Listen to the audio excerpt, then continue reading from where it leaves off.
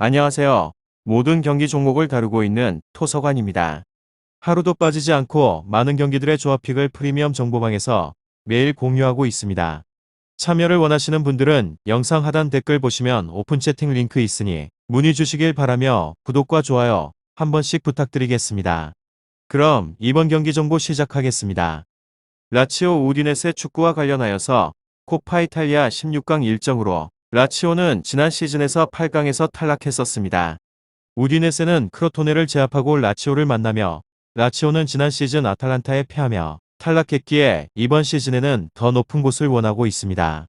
리그에서는 인테르전 패배로 주춤했지만 지난 라운드에서 살레르니를 완파를 하고 흐름을 바꿀 기회를 만들었습니다.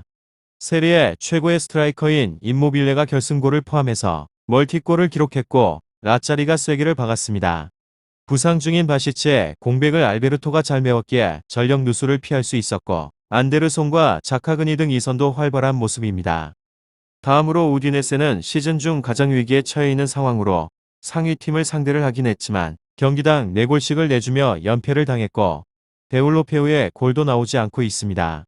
아슬란이 돌아와 얼라스 마켄고와 나서는 중원은 수비 보호에 허점을 보이고 있고 수비진도 불안한 모습을 이어가고 있는 중입니다.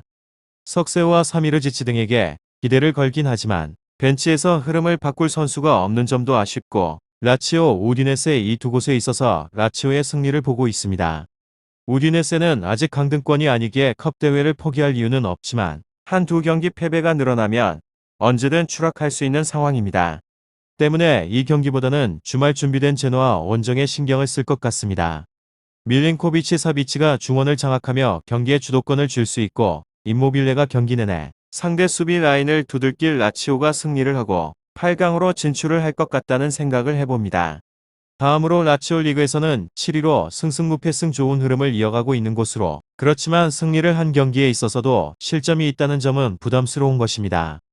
리그에서 마지막으로 무실점을 기록을 하게 된 경기가 11월 달이었는데 살레르니타나가 꼴찌팀이라는 것을 감안하게 되면 중위권 이상의 팀과 상대를 할 때는 언제든지 실점에 대한 확률이 존재를 한다는 것입니다. 이곳은 홈에서 득점과 실점 모두 좋은 쪽으로 바뀌며 14위 이하를 상대로 하여서 3승 3무로 무패를 달리고 있다는 건 역시나 긍정적인 것입니다. 6경기에서 21점을 맹폭을 한 것이 인상적인 수치로 클래스를 보여주고 있는 페드로 선수가 빠지기는 하지만 골에 대한 폭격을 퍼붓는 데는 이상이 없을 것으로 보여집니다. 그런데 이곳은 실점에 대한 확률은 존재를 하는 곳으로 10위권 이상의 팀들 중에서 실점이 공동으로 1위의 자리입니다. 아체르비 선수가 결장을 하는 빈도가 길어지는 가운데 대체자인 파트리크 선수 역시나 전진성이 강하기 때문에 수비에 대한 불안을 완전하게 해결해주지 못할 전망입니다. 라치오 우디네세 축구 전적이 좋기는 하지만 14위 아래의 팀을 상대로 하여서도 11실점을 기록을 한 건 역시나 라치오가 실점에 대한 가능성이 높다는 것을 의미하고 있는 것입니다. 결장자는 아체리브 페드로 아프로 선수입니다. 아체르비와 페드로의 공백이 큰 상황입니다. 아체르비와 파트리크라는 성향이 비슷한 대체적인 자원이 있긴 하지만 페드로의 공백은 쉽지가 않습니다. 가장 유력한 후보인 모로 그렇지만 최근의 경기의 출장이 작년 11월로 넘어가야 한다는 것을 감안하게 된다면 페드로의 공백을 완전히 메울 수는 없을 전망입니다. 다음으로 우디네세 리그에서는 14위로 패무승패패 최근에는 수비 불안이 발목을 잡고 있는 곳입니다. 물론 칼리아리를 4대0으로 깨끗하게 잡아내기는 하였는데 강등권 팀을 상대로 한 것에 있어서는 그렇게 큰 의미를 부여할 수는 없는 부분이라고 보여집니다. 최근에 6경기에서 16실점으로 용단인 폭격을 당하고 있는 중이며 라치오가 닭공팀임을 감안하게 되면 이번에도 마찬가지로 난타전 승부는 불보듯 뻔한 일로 보여집니다.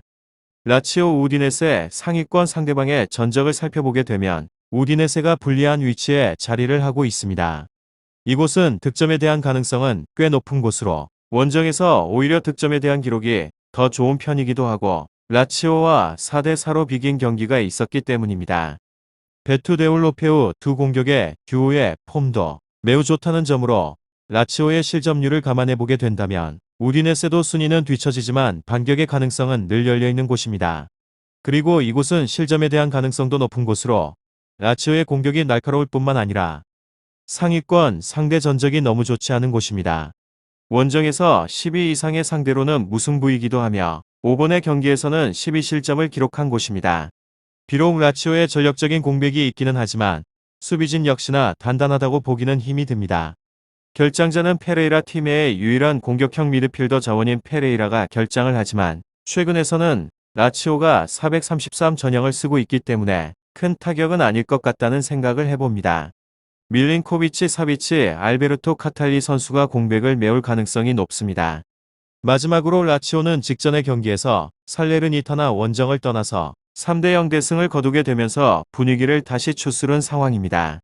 그리고 우디네세는 공식적인 경기 2연패에 빠져있는 중이며 직전의 경기 유벤투스를 상대로 하여서 효과적인 경기를 펼치지 못하면서 패배를 하였습니다.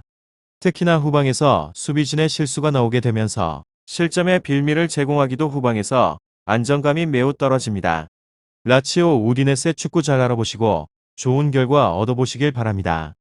유익한 정보가 되셨다면 구독과 좋아요 한 번씩 부탁드립니다. 그리고 최종 조합과 정답치는 항상 프리미엄 정보방에서 항상 공유하고 있으니 참고해 주시고 이번 영상 마무리하겠습니다.